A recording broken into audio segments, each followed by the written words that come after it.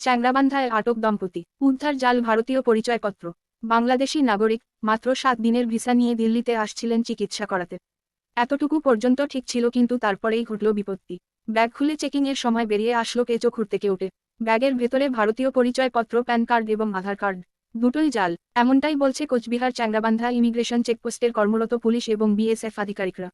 ঘটনায় আটক দম্পতি, সমস্ত কাগজপত্র এবং নথি বাজেয়াপ্ত করে তাদেরকে পুনরায় পাঠিয়ে দেওয়া হলো বাংলাদেশে।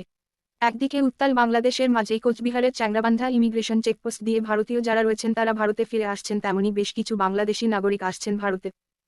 একটি ঘটনার মঙ্গলবার বাংলাদেশের রংপুরের বাসিন্দা এনামুল হক সোহেল এবং সঞ্চয়িতা জিনাত ইলাহি দম্পতি তাদের ছোট বাচ্চা নিয়ে ভারতে আসেন। তাদের কাছে চিকিৎসা ভিসা ছিল।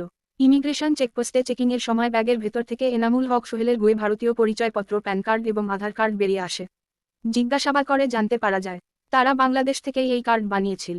মাত্র 7 দিনের ভিসা নিয়ে দিল্লিতে চিকিৎসা করাতে এসেছিলেন তিনি। ভিসার মেয়াদ শেষ হয়ে যাবে চলতি মাসের 13 তারিখ।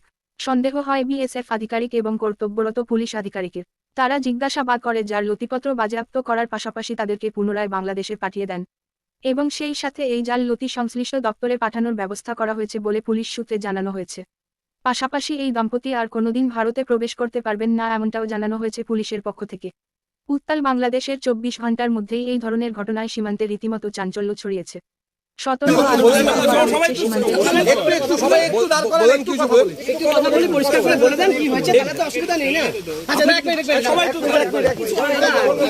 আমি আধার কার্ড বানাইছিলাম ট্রিটমেন্টের বিল কম দেওয়ার জন্য, সেটা আমার কাছে পাওয়া গেছে 2020-এ করছিলাম, তারপরে কোথাও ইউজ করি নাই। এটা উত্তরপ্রদেশে নয়ডা হসপিটালের একটা ব্রোকারের কাছে। কত টাকা নিয়েছিল? 20,000 টাকা নিয়েছিল। তারপর প্লিজ একটু সাইড দেন।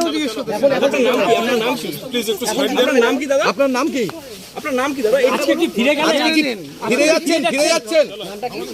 আপনি তো দিল্লি ট্রিটমেন্ট করতে যাওয়ার কথা, করতে পারলেন? ফিরে যাচ্ছেন? মনে হয় এখন না, পরে। আপনার নামটা বলুন না, নামটা কি বলেন? আপনার নাম কি? ভালো নাম কি আপনার? এনামুল হক সোহেল। কি নাম? এনামুল হক সোহেল। জি, ঠিক আছে, আপনি ফিরে যাচ্ছেন এখন? আমি জানি না। এই কি বললো বিএসএফ আপনাকে আটকে এসে আপনাদের ডকুমেন্ট দেওয়া হয়েছে বলে?